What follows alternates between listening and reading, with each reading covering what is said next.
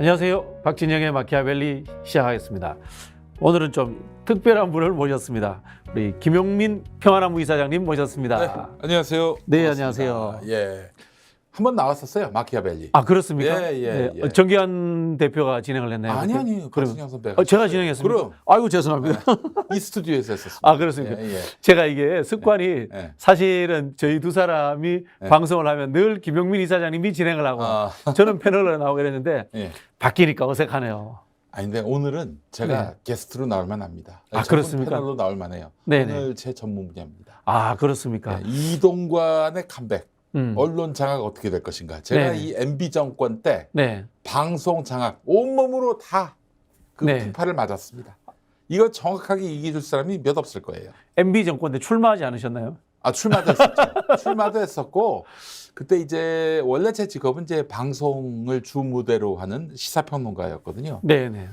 이제 노무현 정부 때 이제 데뷔를 해가지고, 뭐 네네. 얼마나 제가 발음도 좋고, 또 오디오 방송 쪽에서는 또 싱크라고 하잖아요. 네네네네. 중간에 들어가는 그 인서트물 이것도 만들어 갔다고. 그러니까 막 PD들이 너무 좋아하는 거지. 자, 제가 하나 주문해 볼게요. 예. 유튜버 해보세요. 유튜버. 와, 이 발음 정확하게 하는 사람 김용민 이사장님밖에 없습니다. 그렇죠. 네. 그 예전에 박근혜. 박근혜. 네.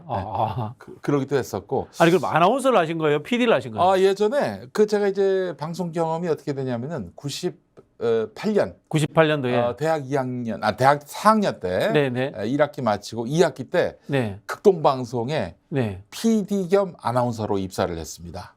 대학교 4학년 때 2학기 때 입학이 됐다면은 뭘 잘했네요. 공부도 잘하고. 아니요. 공부 잘해서 들어간 건 아니고 네. 그 제가 극동방송에 이제 뭐 일종의 자원봉사 또는 네네. 리포터 이 역할로 한 4년 그 회사를 열심히 또 아, 도왔어요. 극동방송도 교회 개통 방송이죠. 그렇죠. 그러니까 네. 뭐 제가 뭐 그쪽에서 나름대로 재밌는 프로도 많이 만들고 네. 예전에 성수대교 붕괴될 때는 그 부근을 지나갔거든요. 네. 거기서 또 현장 리포트도 하고 그랬었어요. 예, 바로 그 근처에 삼표 시멘트라고 있었는데 네네. 그 경비실로 가가지고 방송사 주조정실하고 연결해가지고 제가 그때 다리가 무너졌다 이렇게 보도하기도 했었고. 이야, 대단하시네. 정동영급이네. 네, 그래서 이제 사실은 그 방송사 어르신들 지금이야 저하고는 철천지 원수지간이 됐습니다만은 네. 그 양반들이 저를 좋게 봤죠. 저 그렇구나. 친구는 물건이다. 그럼 극동방송에 한 몇 년 계셨어요?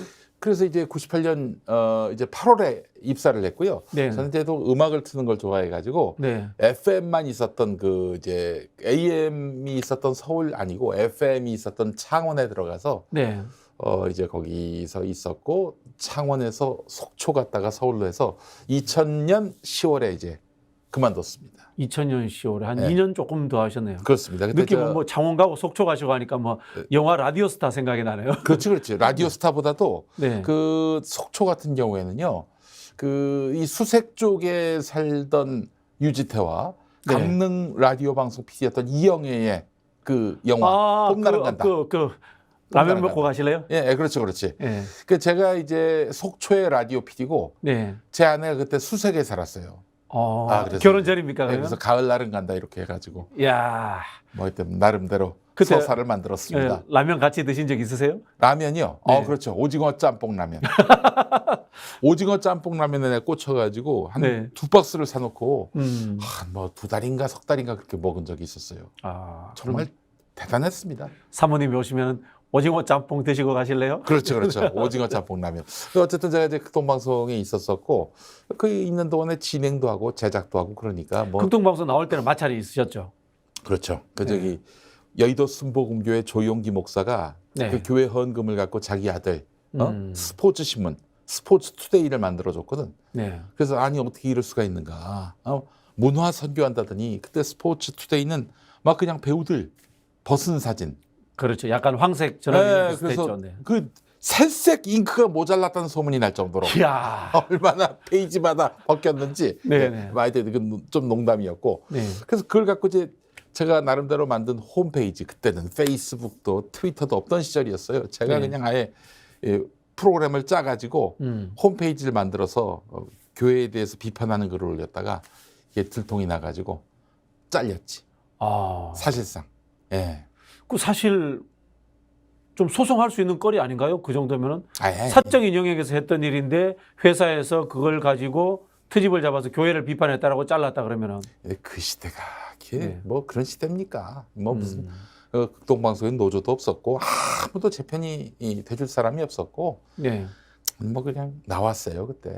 그저 뭐 이게 정확한 그 퇴사의 그 형태는 의원 면직. 의원 면직. 이게 뭐 절반은 해고 절반은 자기에 의한. 본인이 원한 측면이 있었다. 네. 그런 뜻이죠. 어쨌든 뭐 나와가지고 네. 시사평론가로서 이제 활동을 쭉 했고 그래도 나름대로 방송에 그때 인터넷 시사평론가도 하셨죠. 그렇죠 뭐 김구라, 예. 노숙자 이런 예. 분들하고 같이 안 하셨어요? 예. 황봉아이 황봉- 노숙자하고는 하진 않았고 김구라 황봉아이 씨하고 같이 방송도 했었고 그게 나중에 음. 총선 출마했을 때 거기서 했던 그 욕설 파문의 빌미가 된 그 활동 기간이었죠. 근데 뭐 지금 돌이켜 보면은 아주 후회는 없었어요. 예. 또 그때는 그 제가 그 막말 네. 그 발언을 했을 그때는 B급 문화의 그 실험기였어요. 전성기였어요. 어떻게 전성기였어요. 보면은. 뭐 그때 기억하실 거예요. 그 카우치라고 네네. MBC 생방송 중에 바지를 벗은 그렇죠, 그렇죠. 그 다 보이는 예, 예. 그런 실험도 가능했던 시기가 그 바로 노무현 정부였죠. 지금도 기억나는 게 음. 배칠수 씨, 네. 부시 그 욕하는 거 그거 뭡니까 그거? 그 이제 DJ 말기에 DJ 말기에, 네. 이제 전화를 이제 부시한테 해가지고 부시한테 쌍욕하는. 예, 그렇죠. 왜 남의 그 저기 금메달을 훔쳐가냐고 막 이렇게 비난했던. 생각해보면 그때가 문화 융성기였던 것 같아요. 그렇죠. 그게 민주정부에서 가능한 일이에요. 네네. 그러니까 지금 보십시오. 일단 뭐 윤석열을 풍자한다, 김건희를 풍자한다, 그러면 네. 자기 목을 걸어야 되는 그런 시대 아닙니까? 근데 네. 이게 정확하게 이명박 박근혜 때 똑같았습니다. 예, 그래서 지금 이 시기는 뭐 그야말로 이 이명박 박근혜 시대의 그 도래다. 네. 돌아온 MB 박근혜 시대다. 예. 그러다가 이제 낙곰수로 이제 또 스타가 되고. 스타가 됐을 그때도 뭐 네. MB를 조롱하고 희롱하는 건데 아무리 이 임기가 1년밖에 안 남은 대통령이라도 네. 저희들한테는 그게 위협이었고 고통이었죠. 예. 그때 시절 그럼 이야기를 한번 네, 해볼게요. 네. 네. 예. 개인적으로 온몸으로 맞은 측면들 그렇죠. 그리고 또 이동관이라는 사람이 했던 악행들 이거 한번 이야기해 보죠. 이제 MB가 이제 집권을 했습니다. 뭐 네. 기억하시겠습니다만 정연주 사장을 축출하는 KBS 일이 사장. 있었고요. 그 네. 벌써 15년 됐어요. 그게. 야. 그때 제가 KBS의 프로그램을 참 많이 했습니다. 네. 새벽 5시에 또 나갔었고요. 그때 전현무 아나운서가 진행을 하고 있었는데 네. 그때 이제 막 촛불 집회가 들불처럼 번졌던 광우병 수고기 광우병 파동 때. 관련해서 네. 그때 그 청와대 홍보 비서관이었던 사람이 추북일 씨라고 있었는데 주부길. 네, 추북일 원래 목사예요. 네, 네. 목사가 아마 전남대 출신인가 그래요. 호남 출신인 걸로 알고 있는데 그 사람이 그 저기 MB 때 청와대 비서관으로 들어가더니 그 촛불 집회를 향해서 무슨 사탄 운운했었어요. 허허. 제가 그때 KBS에 정권은 이명박이지만 사장이 정연주일 때 네. KBS 라디오 진행하면서 출연하면서 그런 식으로 추북일 비서관이 얘기했는데 촛불을 부추길 가능성이 있다. 네. 뭐 이런 말도 하고 추북일 부추길 부추길. 네. 뭐 그런 얘기도 했었고 그랬는데 그러다가 이제 정연주 사장 축출하고 새로운 사장 네. 이병순 씨가 왔어요. 이병순 씨 기억납니다. 이병순 씨가 왔고 이병순 씨가 뭐 오거나 말거나 이제 제가 하도 잘 팔렸으니까 네. KBS 라디오에 이제 고정으로 또 게스트로 발탁이 돼가지고 이제 나가려고 했는데 방송이 6시였어요. 네. 5시 연락이 왔어. 이미 나는 6시에 나가서 방송할 원고를 다 보냈고 네. 김용민 씨 대단히 죄송한데 안 나오셔도 되겠습니다.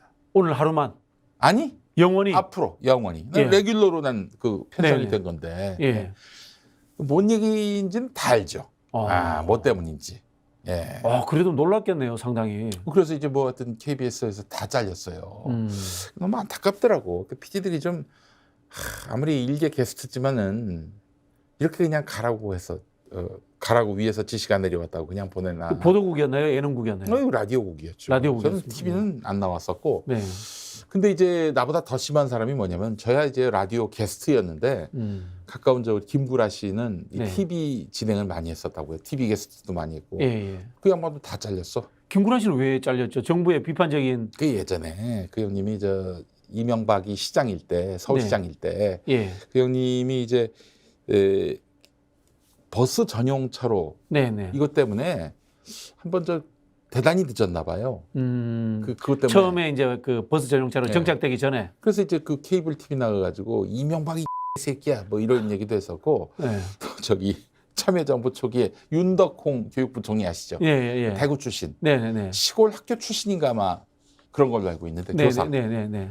근데 그때 MB가 뭐라고 그랬냐면은 아니 무슨 시골 교사 출신이 교육부 총리를 하냐고. 이화여고 교사 출신인데요, 그분이. 아 그런가요? 하여튼 뭐 아니 근데 MB가 그 이야기를 했습니다. 하여간 뭐 예. 시골 출신이라고 그래서 비하를 했었어요. 네, 네, 네. 그걸 이제 김구라 씨가 뭐라고 얘기했냐면은 아니 시골 교사가 그 교육부 총리 못할 것 같으면은 노가다 10장 출신이 서울시장 하면 되겠냐고. 노가다 10장 출신이 서울시장 하면 되겠냐고 그 얘기를 했는데 그거는 그 MB가 서울시장일 때 한 말인데 네. 그때 녹음된 게 2008년 이명박이가 집권을 하고 대통령이 되고 촛불 집회가 막 들불처럼 번질 때 그 육성이 아주 세차게 돌았어요. 김구라 개념 발언 이래서 다음 아고라에. 예. 그래서 나중에 이제 소리 소문 없이 다 잘렸는데. 김구라 씨에 대한 그럼 그 당시 우리 이제 광우병 촛불 시민들이 좀 책임감을 가져야 되네요. 네, 그렇죠. 그것 때문에 김구라가 다 잘렸는데 네. 김재동 씨하고 네, 김재동. 네. 윤도현 씨는 잘렸을 때 나 잘렸다 이러면서 막 그 비분 관계하면서 잘렸잖아요. 네. 그래서 뭐 나중에는 결국에는 개념 발언했다가 잘린 연예인. 네. 이지만 또 반대편에서 좌파 연예인 딱지를 네. 붙이고 그랬었는데 김구라 형은 나는 그렇게 뭐 어떤 이 시대에 저항하는 저항 예술인으로 비치기 싫다 해가지고 조용히 그만뒀어요. 그리고 나서 나중에 저하고 통화하기를 네. 야 내가 언제 이명박을 내가 언제 대통령을 욕했니? 내가 욕한 새끼가 대통령 됐지. 예, 그 말씀하셨던 기억이 납니다. 예, 그 무렵에 그냥 광풍이 일어가지고 하여간 그 자기네 반대편이라고 판단되는 사람들을 다 날렸죠. 야. 예, 그런 시대였어요. 예, MBC 사장도 엄기영 씨에서 이제 김재철로 바뀌면서 네. MBC도 된소리를 맞았고 그래서 도리어 SBS가 개념 방송으로 네. 이렇게 비춰지기도 했었는데 어쨌든 뭐 그런 암흑기를 만났었습니다. 보니까 다 저기 청와대 홍보수석이었던 이동관이가 네. 좌파 출연자들 다 배제하라고 특히 라디오가 문제라고. 사실 근데 이게 보도 프로그램에 대해서 개입을 한다거나 그럴 수는 있는데 예능 프로그램에 나오는 연예인들을 대상으로 하는 거는 이건 사실 전두환 박정희 시절 수준인 거거든요. 네 그렇습니다. 예, 전두환 때도 보면은 저기 뭐 전두환 닮으신 분 출연 못 하셨잖아요. 그 저 박용식 씨 같은 분도 있고 이주일 씨도 못 나왔고 이주일 씨도 못 나왔군요. 그 저분도 못 나왔어요. 그 저기 심철호 씨라고 코미디언. 아, 네네네. 저기 이게 예, 하관이 주걱턱. 기신 분. 네, 주걱턱으로. 네네. 아니 남자인데 영부인 닮았다고 참나. 아웃이 되고 그랬던 시절이 있었고. 근데 사실은 김미화 씨도 그렇게 그때 괴롭혔잖아요. 아, 김미화 씨 많이 괴롭히죠. 왜 그러나? 세계는 지금이니까 아니 왜 그 힘도 프로네. 없는 연예인들 왜 건드리나 생각을 해보니까 와, 이 연예인들의 영향력이란 게 만만치가 않은 거예요. 특히 그죠. 코미디언들. 네네. 뭐 그냥 사람들이 우습게 보고 또 이렇게 뭐 가볍게 보기도 하지만은 이 사람들의 한마디 한마디 이런 사람들이 예를 들면 정권을 풍자했다. 네네. 이게 태풍 같은 효과를 네. 낳는 거예요. 네. 그래서 예전에 박정희 때도 정말 거의 한 3, 4년마다 한 번씩 코미디언들을 억압을 했는데 네. 그 제가 자주 하는 얘기인데 우리 저 코미디언 곽규석 씨. 아, 후라이보이 곽규석 옛날 분입니다. 70년, 80년의 유재석이었죠. 네, 그 네. 형님 같은 경우에는 나중에 목사님 되셨는데 네. 돌아가셨고요. 곽규석 목사님이 그때는 이제 MC를 하는데 뭐 누가 그림을 딱 보여줬나 봐요. 이 그림 피카소가 그렸나요? 라고 얘기를 했어요. 그날 잡혀갔어요. 남산에. 왜요? 피카소가 그렸나라고 했는데. 그 이제 불렀지. 그래서 왜 제가 왔는지 막 그냥 주변에는 막 고문 소리 막 들리고 곽규석 씨가 오줌 쌌지 한마디로.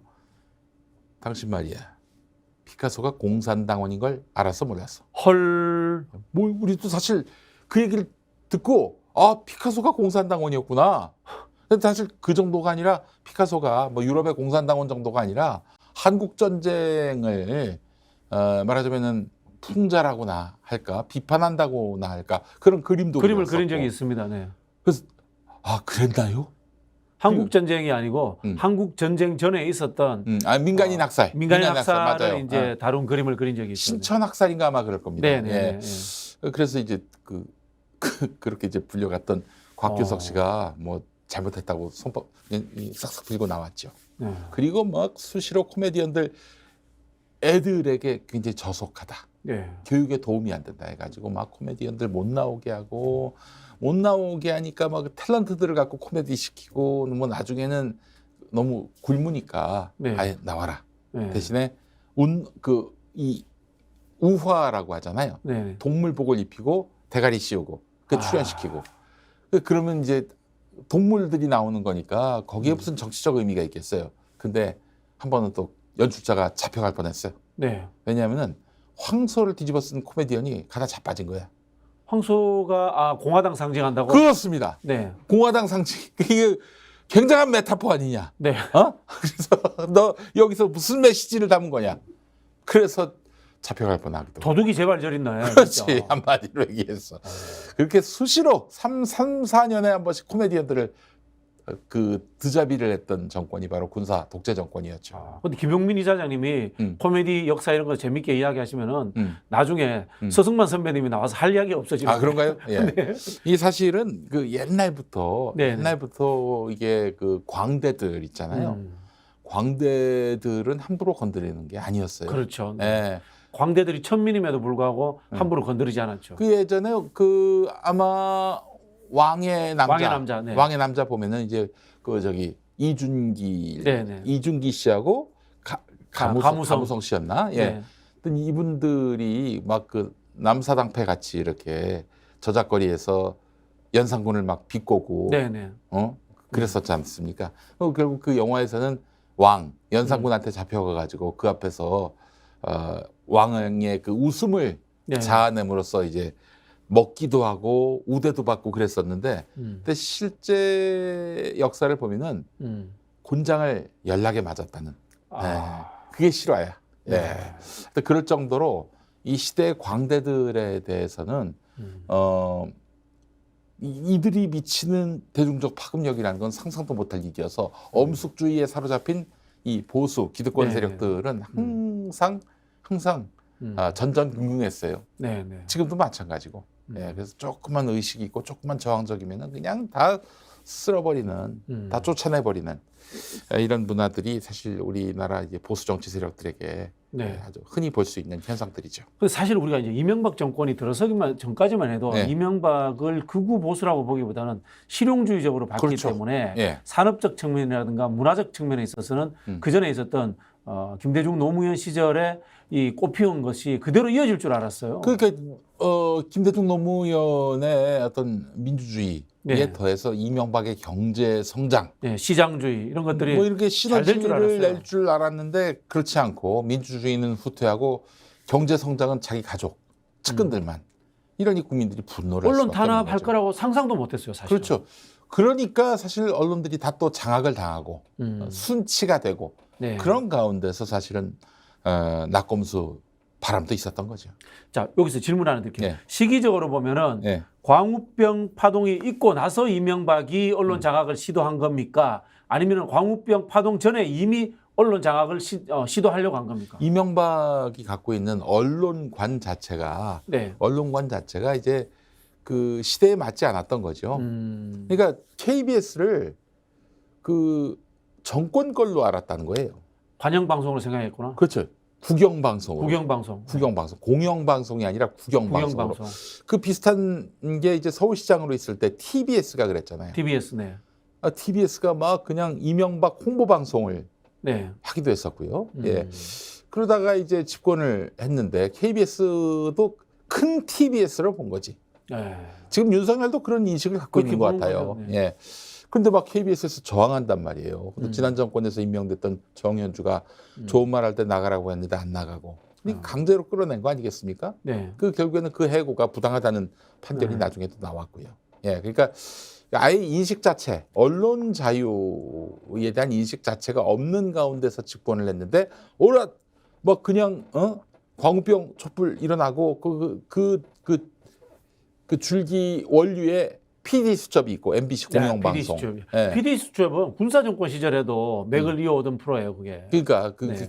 이것들 안 되겠다. 그래서 막 촛불을 바라보면서 뭐 청와대 뒷산에서 아침 이슬 노랫소리 들으면서 뭐 저기 반성을 했다. 개뻥인 거죠. 반성은 어떤 반성이었냐? 성찰은 성찰인데 이 새끼들을 언제 죽일까? 언제 그냥 무릎 꿇릴까? 아마 그런 생각이었을 것 같고요. 제가 그때 참 간도 컸지. 그때 청와대 뒷산에서 아침 이슬 노랫소리를 들으면서 뭐 반성을 했다. 그 말을 실증적으로 제가 과학적으로 분석을 했어요. 그 북악산 올라가셨어요? 아니죠. 인왕산 쪽이었을 거 아니에요. 인왕산 쪽에. 예. 거기서부터 이 촛불 집회 연단이 있었던 네네. 그 광화문 내거리까지 거기 한 네네네. 5km 될 거예요. 명박산성 사고 했었죠. 그렇지. 예. 이 5km 직선 거리로 5km인데 예. 여기서 울려 퍼지는 소리가 인왕산까지 들리려면은 그 저기 광화문 내거리 모인 분들 고막이 다 찢어져야 돼요. 그 스피커가 또 저기 인왕산 쪽으로 네. 돌아가야 되고. 예. 예. 전혀 그런 게 아니었거든요. 인왕산 올라가셨어요? 올라간 건 아니고 네. 제가 이제 지도를 펴놓고 지도를 펴놓고 그 소리공학 전문가들 있잖아요. 그분들한테 시뮬레이션을 데시벨의 부탁했지. 파장 효과. 그렇죠. 네. 가능하지 않은 얘기라고. 예. 뻥이었네. 개뻥이었죠. 그거를 이제 그 서사를 만든 사람, 레토릭을 만든 사람이 중앙일보 출신의 김두라고 네. 그 사람이 쓴 거예요. 들리긴 뭐가 들려. 그 뒷산에 올라가긴 왜 올라가. 예, 다 뻥이었습니다. 네. 예, 그냥 얘네들은 그 광우병 촛불을 보면서 야 그래 언론은 장악해야지. 장악해야지. 워낙 또 김대중 노무현 정부 때 너무 풀어주니까 얘네들이 그냥 막가파식으로 나간 거 아니야? 바로 잡아야지. 여기서 우리 이제 김용민 이사장님께 좀 철학적인 질문 하나 드릴게요. 저는 때론 그런 생각을 해요. 네. 언론이라는 것은 진보 정권이 들어와도 욕하는 거고 보수 정권이 들어와도 욕하는 거다. 네. 언론은 원래 비판하는 거다. 네. 그런 측면에서 늘 대통령이 되는 사람은 언론으로부터 비판받는 것에 대해서 각오한 사람만이 되어야 된다. 뭐 그렇죠. 이런 주장에 대해서 어떻게 아유 생각하세요? 뭐 대단히 동의하는 바이고요. 네. 그 노무현 대통령 보십시오. 저 얼마나 욕을 많이 먹었어요 재임 때. 많이 먹었죠. 그러니까 이제 저는 이걸 용수철에 비유를 했는데 네. 노 대통령은 뭐 비난을 받을 일이 있으면 그냥 바로 그 자리에서 돌을 맞았어요. 네. 근데 MB는 이거를 절대 불가능하게 만들었단 말이에요. 눌렀단 말이에요. 누르다 보니까 어느 날 용수철처럼 핑 하고 튕겨져 나간 거지. 노 대통령은 뭐 누르면 바로 눌리고 그랬었으니까 보십시오. 퇴임 때 노 대통령 그냥 막 봉하마을로 사람들이 가가지고 막 마이크도 없는 데서 그렇죠. 노 대통령이 말씀하면은 막 사람들이 너무너무 좋아하고 그랬던 게 뭐겠어요. 당신 욕 먹느라고 너무 고생했다. 이젠 좀 행복하게 살아라. 꽃길을 걸어라. 이런 마음이었다고. 근데 MB는 이것만 누르고 또 눌러서 결국에는 터진 거죠. 재임 중에 웃음거리가 됐고 결국에는 뭐 이 박근혜 정권을 창출시켰지만 문재인 정부 들어서 감옥 가게 된 거죠. 네. 감옥 갔을 때 다 박수 쳤잖아요. 그렇죠. 이렇게 재임 때 이제 마일리지를 소진을 해야 됩니다.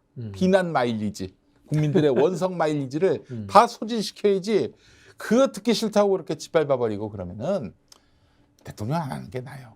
언론의 쓴소리를 듣기 싫어하는 대통령은 사실은 본인이 민주적 절차로 뽑힌 지도자가 아니라 왕이라고 생각하는 거예요. 그럼요. 이게 바로 그 보수 정치하는 사람들, 보수 정치하는 사람들이 되게 그런 멘탈리티를 갖고 있는데 위험합니다.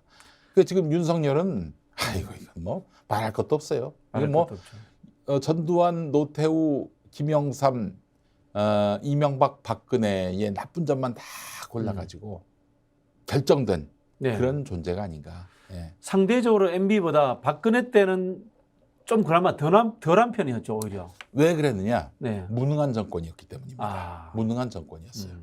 그 MB하고 박근혜 정권의 차이는 무엇일까? 이거 언론을 언론의 영역을 좀 탈피해서 보자면 이명박은 말 그대로 그 이득이 되는 기득권을 축적하고자 하는 자들, 이 기술자들이 많이 있었어요. 돈 벌기 위해서 열심히 일하는 정권. 그렇지. 사적 이익을 챙기기 위해서. 사익 추구자들이 많았기 때문에 네. 나름대로 벌이가 좋았어요. 네. 어떻게 이걸 굴리고 어떻게 이거를 돌리는지 그 아는 사람들이었어요. 메커니즘을 아는 사람들이었어. 근데 박근혜는 그 일종의 종교 공동체, 이념 공동체. 종교 공동체? 그러니까 박근혜의 아버지가 박정희 아닙니까? 네. 박정희에 대해서 제사 지내는 제사 공동체. 아. 그러니까 능력이 없어요 거기는. 네. 어? 그 언론 자유가 그래서 어떻게 됐느냐? 이명박 때는 어떤 사람들이 못 나왔느냐 방송에. 네. 그 MB를 비난하는 사람들이 못 나왔습니다. 네. 근데 박근혜 때 어땠느냐? 박근혜를 찬양하는 사람만 나왔어요. 그런 차이가 있습니다. 네. 네. 예. 그러니까 뭐 저 같은 경우에는 참 이 그 대단히 그 아이러니한 게 제가 KBS 하고 KBS만 나갔군요 그때는. 거기서 잘렸지만은 네. 도리어 저를 그 총선 출마 때까지 네. 계속 지켜준 데가 SBS예요. SBS. 아니 SBS는 그 당시에 그 최시중 방송통신위원장하고 예. 한선교 한나라당 의원이 대화를 나눈 게 있었는데 네. 그 SBS는 다루기 쉽지 않느냐라고 했을 때 최시중 씨가 그렇다고 얘기를 했었어요. 얼마나 이게 웃긴 얘기예요 이게. 아니 민간 방송 다루기 쉽다고. 민간 방송을 다룬다 이거 거의 사찰인데. 그러니까 이제 우리 편이고 또 네. 얼마든지 이제 약점이 있으니까 쥐고 흔들 수 있다. 그 얘기였거든요. 네네. 예, 그런 시대를 살았었는데 제가 그 나름대로 그 이제 빈틈을 노리고 들어간 거죠. 라디오 누가 들으랴. 또 난 나름대로 또 방송이 청취율이 좋은 방송에 나가고 있었거든요. 네네. 그 교체의 필요성을 잘 못 느끼는 그런 방송에 나가다 보니까 그 상업적 그 방송이 가지는 또 특성이 존재하네요. 그러니까 이게 돌이켜 보면은 MB니까 가능한 거야. 박근혜면은 청취율이고 나발이고 간에 야, 박 대통령을 욕해? 다 잘라. 네. 아니 그건 아예 무슨 어떤 사안에 따라서가 아니라 사람에 따라서 출연 가부가 결정되는 그런 네. 시대였던 거지. 지금 윤석열 시대가 그러해요. 이거 보십시오. 지금 지난번에 그 라디오 청취율 조사가 있었는데 1년의 라디오 조사를 1월, 4월, 7월 그리고 10월에 합니다. 총 4번 해요. 그래서 첫 번째 할 때는 1라운드, 두 번째 할 때는 2라운드 뭐 이렇게 나가는데 3라운드 조사가 있었던 거죠 이번에. 네네. 1등이 뭔지 아십니까? 압도적 1등. 와, 2등하고 격차가 거의 더블에 가까운 신장식의 뉴스 하이킥. 뉴스 하이킥. MBC 라디오. 뉴스 하이킥 버틸 수 있을까 모르겠네. 봐봐요. 시장에서 압도적 1등이라도 네. 우리 대통령 각하를 불편하게 하면 아웃되잖아요. 네. 이미 선례가 있지 않았습니까? TBS 김호준의 뉴스공장. 뉴스공장 뭐 압도적 1위였죠. 네, 그것도 날렸잖아요. 그러니까 네. 이거는 지금 이 시대는 박근혜 시대 같은 상황이다. 네. MB하고 많이 저 윤석열이 닮았다 이렇게 말씀하시는 분들이 있는데 제가 봤을 때는 거의 이 정부는 최악만 닮았기 때문에 아마 신장식도 10월 안으로는 아웃되지 않겠는가. 네. 근데 이제 우리가 문재인 정부 5년 동안에 사실은 공영방송의 지배구조 개선 문제라든가 또는 이 종편 문제를 해결을 못했어요. 네네. 이 부분에 대해서는 좀 아쉬움이 있으시겠네요. 아쉬움 정도가 아니라 분개하죠 사실은. 네. 우리가 다음에 예를 들면 민주정부가 되더라도 윤석열 정권이 몰락하고 예를 들면 민주정부가 들어선다. 네. 그렇다 하더라도 종편 못 없앱니다. 네. 종편 없앨 수 있을 것 같죠? 못 없앱니다. 예. 이미 또 감사원이 TV조선 없애려고 했었던 네. 네. 결국 못 없앴잖아요. 못 없앴죠. 못 없앴음에도 불구하고 네. 그 TV조선을 위태롭게 만들었던 그 종편 심사위원들 네. 다 털고 그 위원장 교수인데 감옥 보내고 네. 한상혁 방송통신위원장 아웃시키고 공직자 방통위 공직자 2명 또 네. 구속시키고 네. 감옥 보내고 그랬단 말이에요. 앞으로 못 없앱니다. 그럼 못 없애면은 이 기울어진 운동당을 평평하게 하기 위해서 할 수 있는 방법이 있을까요? 김용민이를 방통위원 시키면 되는데 네. 만약에 저보고 어떤 그런 아이디어를 내라면요. 네. 못 없애면 다 개방해 버리면 돼요. 현재 그 자본 몇 억이죠? 200억입니까? 아마 뉴스 채널은 100억일 거예요. 100억입니까? 네. 그걸 이제 다운 시켜 가지고 아니 편성에 대해서 뭐 보도 편성에 대해서 제약을 둘 필요가 없는 거죠. 그럼 무슨 말입니까? 그러니까 이제 그 보도 편성은 허가를 받아야만 되거든요. 허가를 받아야 되는데. 네, 뭐 예를 들면은 종편, 뉴스 채널, 지상파. 그럼 우리가 하는 이 스픽스 같은 대한 언론들도 신고제로 해가지고 그렇죠. 모든 것들이 자 그러니까 이제 뭐 요리 채널, 네네네네. 뭐 저기 음악 채널, 네네. 뭐 바둑 채널, 기독교 채널 있죠. 네네. 이런 것들은 지금 그 전문 편성이기 때문에 네. 자본금 한 10억만 있으면은 네. 그 통장에 잔고만 보여주면은 네. 그 바로 이제 케이블이 허가가 돼요. 그러면 이제 우리 김용민 이사장님 이야기는 이거네. 바둑 채널에서 바둑 두면서 뉴스 하면 되겠네. 네. 바둑 두면서 오늘 그 윤석열이 잼버리 장에 가가지고 혼자 경례 때리고 사진 에이. 찍고 폼 잡다가 갔습니다. 이렇게 하면 되겠네. 바둑 채널에서 뭐 그 저기 그런 거 하면 좀 우습고. 네. 아예 그냥 뉴스 어쨌든 채널 종편으로 다 할 수 있게 하는 거잖아요. 자본금 10억이 있으면은 뉴스 채널 만들 수 있게 하는 거예요. 네, 제한을 네. 없애는 거지. 포털도 마찬가지입니다. 네네. 포털 뉴스도 지금 아니 포털이란 민간 회사가 언론사를 어떤 언론사는 침입시킬 수 있고 어떤 언론사는 야 집에 가 이럴 수 있는 거 아닙니까? 그렇죠. 이거 없애버리는 거예요. 다 검색되게 만드는 거야. 야, 생각해 보면은 지금의 이 종편 구조라든가 포털이라는 것이 자본에 의해서 불공정 경쟁을 만들어놨네. 그러니까 이제 진입장벽을 만들어 놓은 거 아니에요. 진입장벽이 불공정 경쟁이잖아요. 그게. 옛날에 이제 전두환 때 보십시오. 일도일지라고 해가지고 네네네.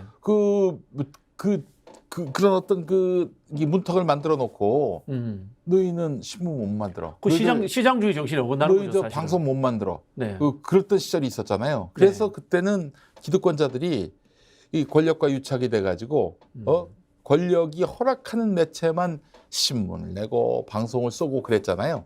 그래서 그 나름의 어떤 자기들의 장벽을 지켰는데 지금은 뭐 인터넷 문명이 발달한 데다가 뭐 채널이 뭐 무한대로 만들어질 수 있는 그런 시대인데 뭐 신문은 얼마까지만 낼 수 있게 하고 방송은 또 얼마까지만 낼 수 있게 하고 그런 게 자체가 없어졌잖아요. 이런 시대를 지금 우리가 살고 있다 보니까 이 기득권자들이 특히 이 족벌 언론들이 결국에는 새로운 문턱을 만들었는데 방송은 바로 뉴스가 가능한 채널. 네. 그리고 포털은 이제 포털의 뉴스를 보낼 수 있는 매체를 딱 한정을 짓고 한정 지어버린 거예요. 예. 그 문턱 그 플랫폼의 장벽을 없애버린다면은 왜 근데 그 민주당 정부 5년 동안 그런 생각을 못 했을까요? 딱 하나 들어갔지. 포털에서는 뉴스타파. 뉴스타파. 그러니까 제가 그래서 치를 떠는 거예요. 아, 진짜 이 등신들 같으니라고. 아니, 그 문재인 정부 처음 들어섰을 때 이제 그때 적이 없었지 않습니까? 인수위원회. 네, 네. 인수위원회.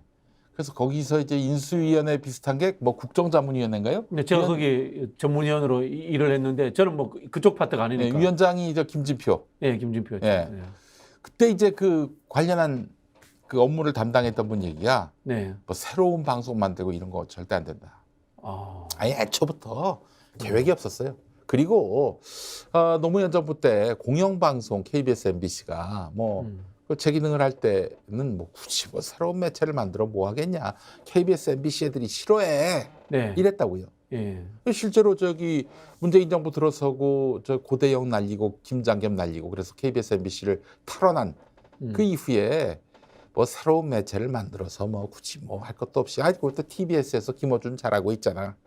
이랬던 거야. 그러니까 매체를 자꾸 우리 편, 남편 이런 식으로 보는 시각 자체가 근본적으로 문제였네요. 그죠? 이런 사람들이 다 이제 뭐 친문 인사들인데 다 집에 가야 돼요 이제.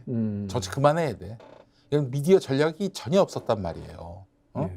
근데 김용민 이사장님처럼 그런 이제 제안을 하게 되면 저도 또 동의가 됩니다만 네. 방통위가 있어야 될 필요가 별로 없어지네요.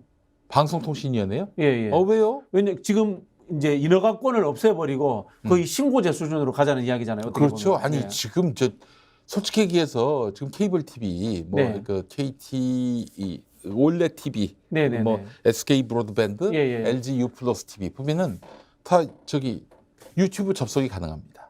그렇죠. 예, 큰 TV 화면으로 김용민 TV 볼 수 있고 스픽스 TV 볼 수가 있어요. 허가받지도 않는 무허가 매체 거를 볼 수 있단 말이에요. 그러면은 실제로 아니 이런 마당에 무슨 뉴스 할 수 있는 채널 따로 허가해주고 뭐 허가받지 못한 데는 다 그냥 프라이팬으로 음식 굽기나 하고 뭐 바둑이나 두고 그거 얼마나 이게 말도 안 되는 잣대예요. 그러면 이런 거네요. 실제로 방통에서 심의하지 말고 신고를 해서 모든 그 대한 언론이라든가 아까 말씀하신 바둑 TV도 뭐든 다 들어가고 결국은 채널 결정권은 시장 논리에 의해 가지고 그렇지.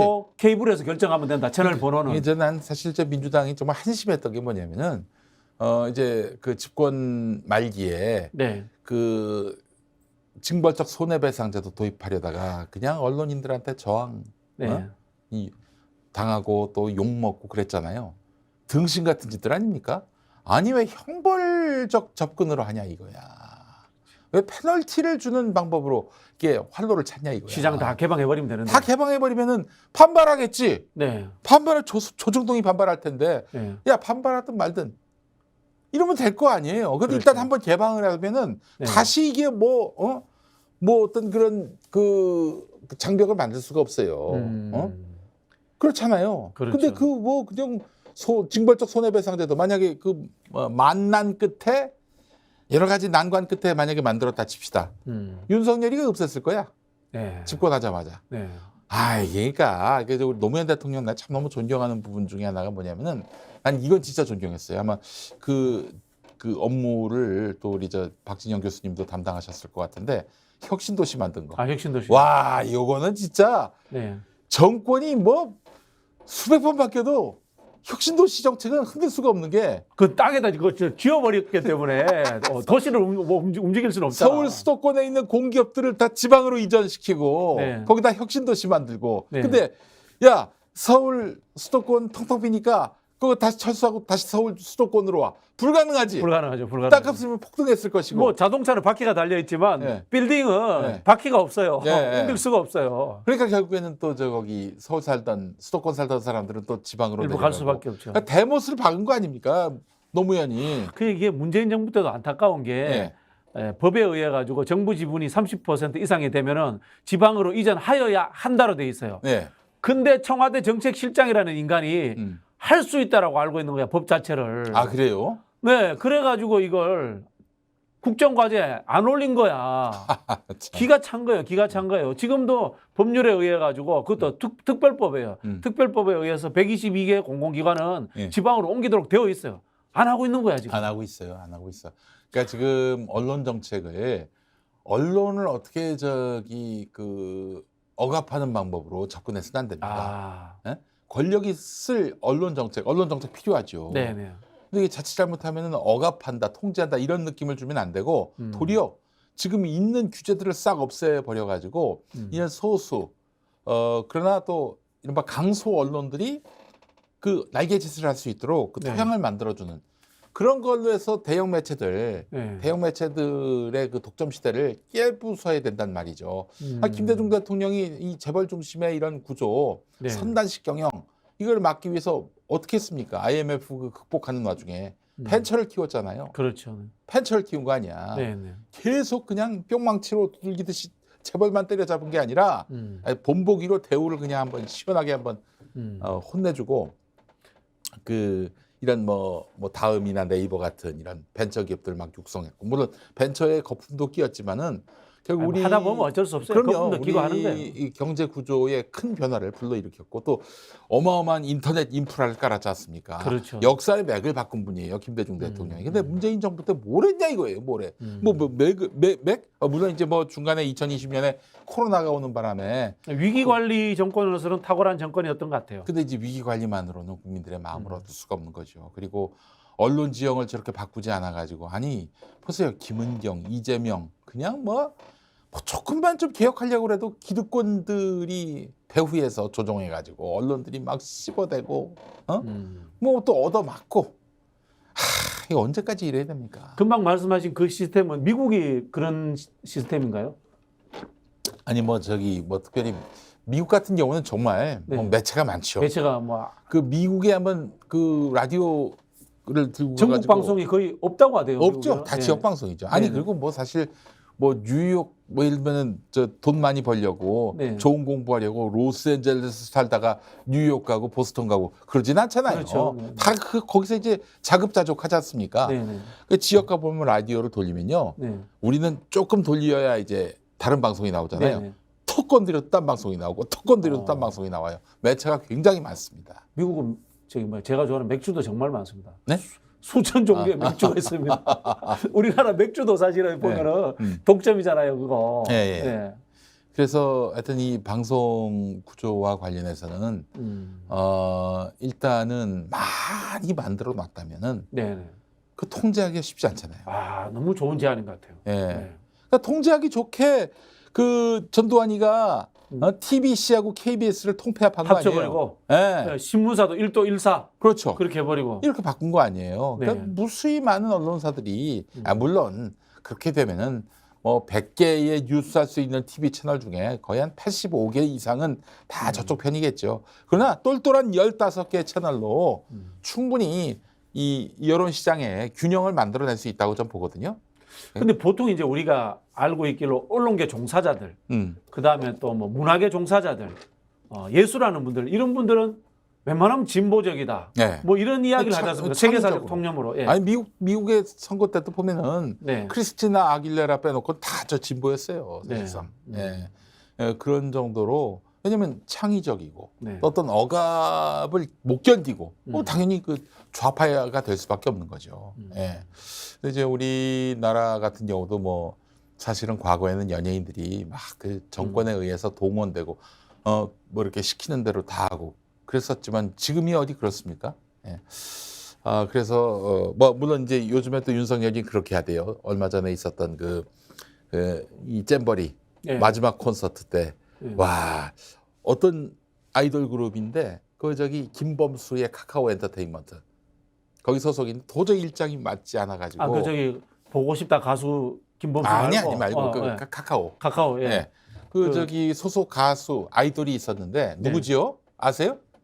뉴진스? 뉴진스 말고 뉴진스 다음으로 그 모르나 보다 저쪽. 네네. 어쨌든 그 소속 가수인데 도저히 시간을 맞출 수가 없는 거예요. 아이돌급의 가수들은 거의 뉴진스급 되면은 1년 전부터 예약이 다 돼 있습니다. 근데 그래서 못 오겠다고 하니까 그날로 압수수색 들어갔어요. 그리고 바로 출연이 결정됐어요. 이거는 제가 봤을 때 국가에 의한 예. 개인의 경제 활동의 침해입니다. 헌법 위반이기도 하고 예. 또 뭐 현실에서 보태자면은 예전에 그 이재명 성남시장 시절에 성남 FC 관련해 가지고 네. 스폰서 받았다고 했지 않습니까? 예. 이거 똑같은 거 이거 더한 짓이에요, 사실은. 어떻게 보면은. 지금 잼버리 행사가 국가가 잘못해서 망하게 됐는데 그거를 민간 기업들 두드려 잡아 가지고 억지로 집어넣어 가지고 아유, 제가 하여튼 뭐 할 말이 없습니다, 정말. 이런 시대를 우리가 지금 살고 있는 건데, 그러니까 문재인 정부 같은 정부는 또 들어서면 안 돼요. 적어도 언론 정책과 관련해서는. 근데 보십시오, 제가 뭐 아는 분이기도 하지만은 최민희 전 의원이 지금 다시 또 방통위원으로 들어간다는 거는, 이건 정말 염치 없는 행동입니다. 그만하셔야 돼요. 아니 노무현 정부 때 방송위원회 부위원장까지 하셨어요. 네, 그렇구나. 그리고 이제 저기 문재인 정부 들어서 남양주 시장 나갔다가 안 되니까 국회의원 또 나가려고 했다가 갑자기 방통위원으로 또 틀어요. 그게 지금 언론 노조 쪽의 분위기예요? 뭐 저는 뭐 언론 언론 노조 노조하고는 쪽에서 지금 언론이나 이쪽에서 민주당이 앞장서서 현재 방통위 자체를 붕괴시켜야 된다라는 주장을 하고 있지 않습니까? 네, 그렇죠. 이동관이 임명되는 것을 막기 위해서. 네. 뭐 그런 것도 있고 뭐 이 이동관 자체가 인수위 때 고문을 했었고요. 또 네, 그 법률적으로 문제가 되죠, 사실. 최근까지 인수위 참여했으면. 대통령 특보를 했었으니까 네. 이 정치적 중립성을 담보 못하는 거예요. 네, 그래서 네. 사실은 인수위원들은 3년 동안 방통위원이 될 수 없다 이런 규정이 있거든요. 네, 네. 그 규정의 그 제정 정신을 따져보면은 이동관이가 되면 안 되지. 네. 집권한 지 이제 1년 조금 지났는데. 네. 근데 뭐 어쨌든 밀어붙일 겁니다. 18일 날 지금 이동관 청문회가 예정되어 있습니다. 네. 그러면은 민주당의 국회 전략 어떤 방향으로 가야 될 것 같아요? 일단은 뭐 언론 장악 이런 쪽으로는요 호응이 많지 않을 것 같습니다. 네. 뭐 그게 다시 돌아온 언론 장악 아닙니까? 네. 언론계 종사들은 자자들은 거기에 대해서 가장 전문적으로 많이 알고 있고 관심이 있고 또 사실 투쟁하겠다는 의지가 있겠죠. 네, 그런데 국민적인 관심사는 다를 수 있다는 거죠. 그러니까 이제 이 이동관에 대해서는 아들 학폭 문제. 학폭 문제. 그 학폭 부인의 의혹. 그 부동산 문제. 부동산 문제. 이거 굉장히 큰 이슈거든요. 네. 이런 걸로 집중적으로 파고들어야 됩니다. 집중적으로 파고들어서 결국엔 낙마를 시켜야 되는 거고 네. 언론 장악은 물론 물어볼 수는 있겠지만은 그 자체로 흔들면 야 문재인 정권 너희는 안 했냐?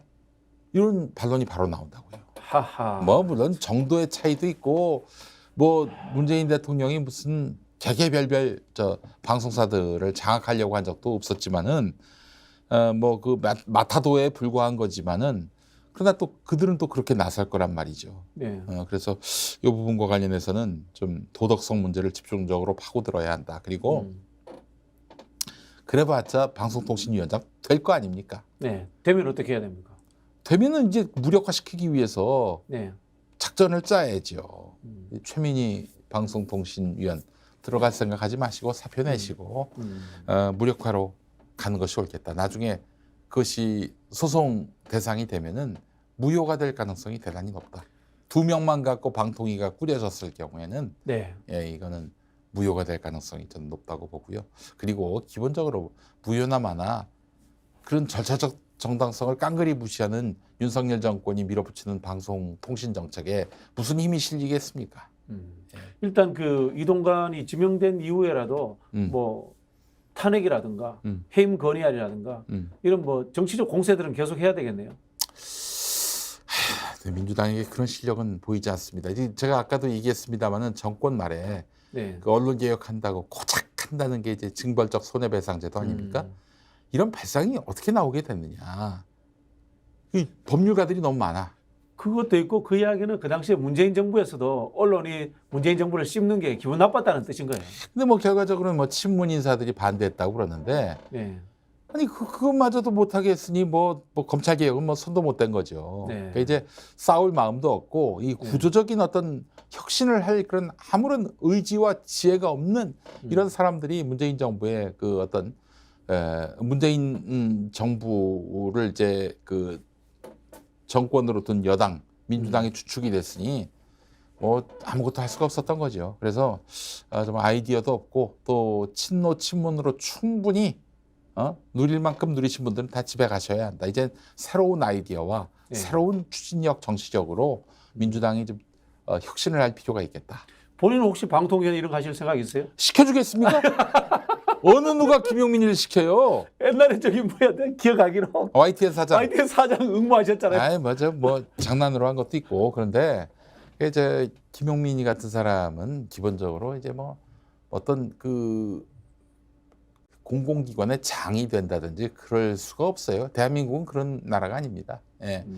일단 엄숙주의, 보수주의 그렇죠. 이런 부분들이 민주당, 친민주당 계열이라고 하는 분들 사이에서도 뿌리 깊게 자리 잡고 있다는 거죠. 그렇죠. 또 엘리트주의까지. 엘리트주의도 있고 학교도 좀 변변치 않은 곳이라고들 하지만 저는 그렇게 생각하지 않죠. 네. 그러나 그렇게 또 생각하는 사람들이 많이 있다 보니까 김건희 여사와 동문이라서 같은 국민대 박사, 국민대 김 박사여서 어떻게 될지는 모르겠습니다만은 설마 영부인이 되진 않으시겠죠? 어쨌든 저 같은 사람이 국회의원 배지 달기도 어렵다. 이런 네. 걸 제가 아주 실감을 했죠. 예. 불가능한 일이고 좀 지혜가 있고 또한 어떤 추진력이 있는 그런 좋은 인재들이 국가요직에 들어가서 세상을 좀 바꿨으면 좋겠는데 적어도 지금 민주당 시스템으로는 안 된다. 저 인적 인프라로는 아무것도 할 수가 없다. 그러면 18일 날 청문회에 대해서도 우리 김용민 이사장님은 기대를 조금 낮추셨네요. 저는 그것도 있지만은 개개별별 이슈가 무슨 의미가 있냐. 정답은 윤석열 타도 아니겠습니까? 네, 네. 아니 도대체 어느 잘하는 분야가 하나라도 있어야지. 아무것도 잘하지 못하는데 네. 결국에는 이 문제의 근원을 따지고 올라가면은 윤석열이라는 그 인간의 존재가 있어요. 윤석열 권부가 있다고요. 이거 청산하지 않고서는 대한민국에 미래 없습니다. 제가 그 전략적으로 제안한 거 안 들어보셨죠? 어떤 거? 12월 27일 날이랑 그 정도의 이제 쌍특검이 그렇지. 올라갑니다. 네. 올라가는 그 시점에 네. 방통위원장을 탄핵하는 거야. 그래서 방송 장악에 의해서 보도지침이 적용되지 않도록 만들어버린 겁니다. 네. 그리고 그 시점에 법무부 장관도 탄핵시켜버린 거야. 오, 그래서 좋네. 캐비넷을 가지고 국회를 흔드는 역할을 못하도록 그게 60일 정도 되죠. 탄핵 심사하는데 한 두 달 정도 사실 이 검찰의 칼, 그다음에 언론의 이 입 두 개를 없애버리는 거야. 너무 좋습니다. 그러니까 이게 너무 좋고 사실은 이상민보다는 한동훈이를 탄핵시키는 게 훨씬 낫지 않았을까 그런 생각도 그렇죠. 들어요. 이게 정치적으로 시간도 벌고 워낙 네네. 이재명 대표하고 야당 인사들을 죽이려고 하니까 저런 그 칼 들고 설치는 사람을 한 60일 동안 묶어두는 것만 해도 얼마나 큰 효과가 있겠어요. 그 사실 이거 아닙니까? 한동훈의 칼, 네, 이동관의 펜, 네, 이거 두 개로 이제 쌍두마차로 계속해서 이 독재 정권을 이어가겠다는 취지잖아요. 지금. 어쨌든 뭐 저는 윤석열의 기세로 보면 쌍특검 거부할 것 같습니다.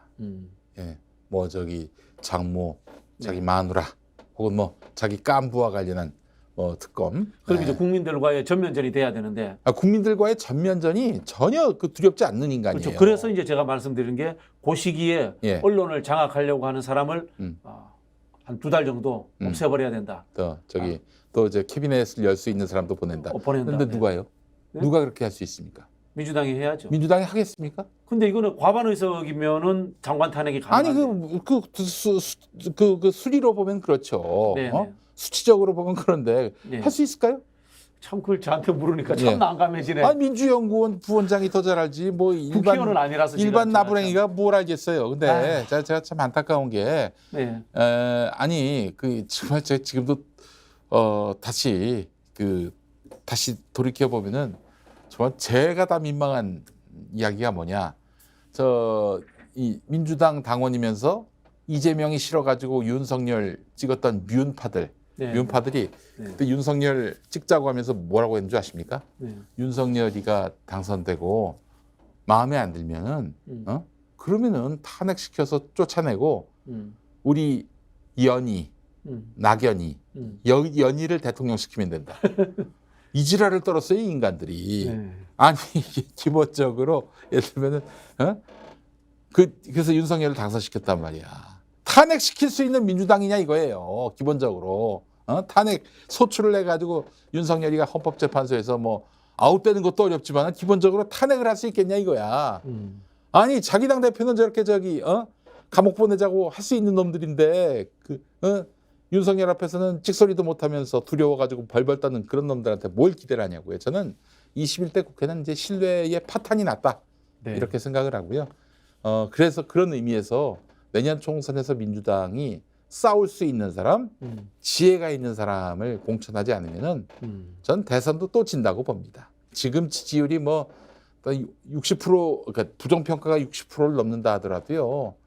똘똘한 30% 40% 갖고 계속 그 지지층을 계속 관리하면서 결집시키면서 그 나머지 60%를 갈갈이 찢어봐요.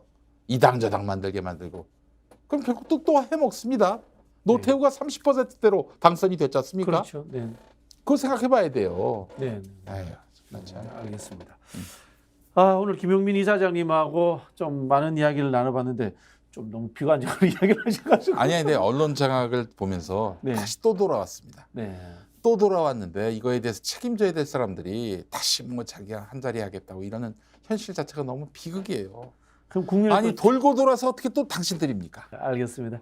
우리 김용민 이사장님하고 언론 이야기뿐만이 아니라 정치적인 이야기도 오늘 한번 재밌게 한번 나눠봤습니다. 마지막으로 제가 요거 질문하는데 평화나무는 지금 시민단체인가요? 언론사 등록이 되어 있나요? 시민단체면서 비영리 법인이면서 네. 그러면서 이제 언론도 등록. 언론사 등록도 되어 있습니까? 네. 언론인이시네요. 그렇죠. 저도 네. 김용란법에 저촉이 되는 사람이에요. 네. 그렇습니까? 뭐 무슨 포털에도 나가지 않는 언론이지만은 작은 네. 언론이지만 네. 그렇지만은 저희는 항상 언론의 정도를 걷기 위해서 최선을 네. 다하고 있습니다. 알겠습니다. 그러면은 앞으로 식사하실 때는 이사장님이 밥값 내는 걸로.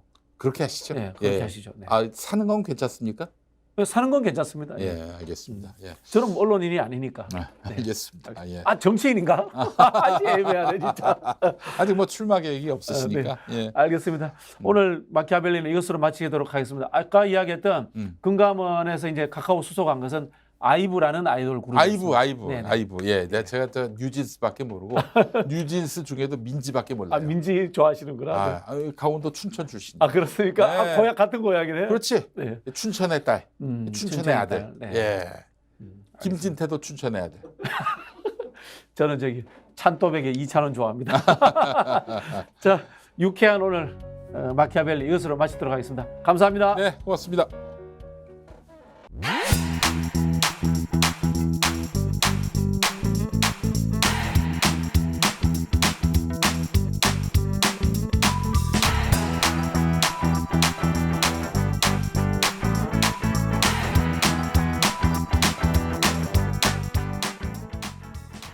유기농 밀가루로 만든 광화문달롱 쿠키 직접 수제 핸드메이드 하고요. 방부제도 안 들어가고요. 첨가제 같은 것도 안 들어가고 순수하게 유기농 밀가루로 다른 재료를 섞어서 하기 때문에 여러분 드셔보시면 아 건강한 쿠키다 이런 생각 드실 텐데요. 쿠키 종류가 많아서 골라 먹는 재미가 맛있어요. 있고 택배로도 받으실 수 예, 있죠. 예, 근데 맞습니다. 직접 와서 드시면 좋은 게 여기 또 커피가 맛있어서 예. 같이 먹으면 또 맛있더라고요. 자 네이버에 스픽스 광화문달롱 치셔도 되고요. 스픽스 몰에 들어가시면 여러분들 맛있는 쿠키 건강하게 드실 수 있습니다.